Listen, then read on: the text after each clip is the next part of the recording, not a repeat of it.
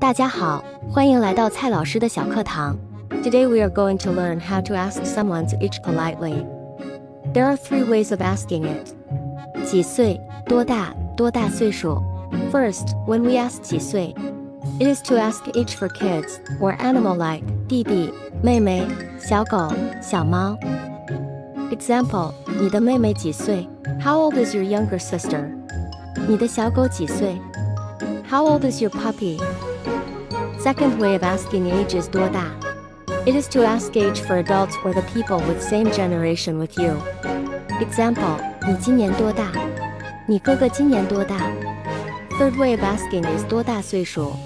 It is to ask age for senior people like 外公外婆奶奶 Example, 你外婆多大岁数你爸爸多大岁数 To sum up, when asking age for young kids, we use 几岁 When ask age for adults or people same generation with you, we use 多大 When asking for senior people, we use 多大岁数 Here is an important tip.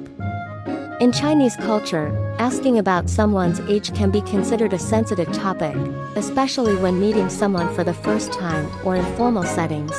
This is because age is traditionally associated with notions of respect and hierarchy. So, when inquiring about someone's age, it is important to do so with politeness and respect.